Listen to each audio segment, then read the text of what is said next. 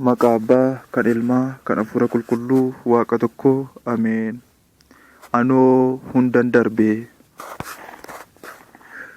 Goreen bula jettee dambii warra taate, kan tuffatanitu caaltee nama dhaalte, nama jibbanitti kosii itti haru, wanta baay'een ta'e har'a jiraam garuu. Nama jibbanitti kosii itti haru, wanta baay'ee ta'een har'a jiraam garuu. Diinni koo hedduudha keessaaf alaa waca, ani foonsaan ture garuu lafee gaaca. Naaf teessee hin beektu seexanni hin boqonne, hedduun isheen caalee galma koo nan qanne.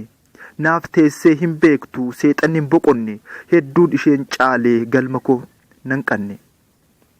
Dhoksaan na hamatu Waaqayyo ni arga, biqiltuu koo ciru garuu bulee marga. Hundeen koo gogsuudhaaf hedduutu dhama'e, baay'ee wacaa ture dhumarra qaana'e. Hundee koo gogsuudhaaf hedduutu dhama'e, baay'een wacaa ture dhumarra qaana'e. Dhiiga koo hadheessu dhiigni koon hadhaa'u, tiksee dhugaan qabaa homtuu nan danda'u.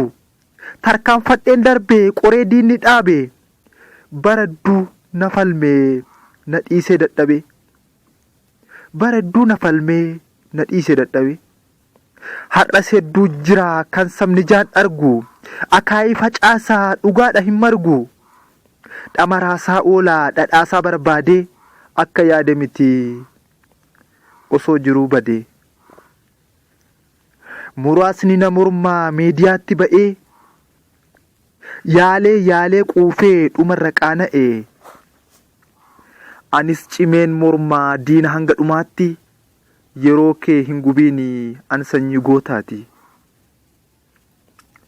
Bukoon kee yoo ba'u gundhama iyyitaa, fuula FB'rraa sardama sirbitaa. Yoom ani dubbadhee hedduutu na hafaa, kun isa duraati dhaga'i yaa lafaa. Yoom ani dubbadhee hedduutu na hafaa, kun isa duraati dhaga'i yaa lafaa. Samiin haa dhaga'u, laftis haa dhaga'u, kuni waadaa kooti jijjiiruu hin danda'u. Dhaloota wallaalaa seexanan nyaachisu, du'een bada malee yoomiyyuu hin callisu. Dhaloota wallaalaa seexanan nyaachisu, du'een bada malee yoomiyyuu hin callisu. Du'aa fi rakkinni dhugaa nan halchisu, yoo an haqa ganee foon koo naa nyaachisu. Waca diinaa laalee teellaatti hin deebi'u, kuni waadaa kooti hunduu haa dhaga'u. Waca diinaa laalee teellaatti hin deebi'u, kuni waadaa kooti hunduu haa dhaga'u. Imaanaa dhalootaa dabarsee hin laadhu, garaa koof gurguree seenaa abbootaan nyaadhu. Kan seexanni dhalchee hojjechoota isaa, cubbuun dhiita'anii dhugaa labseen dhoosa.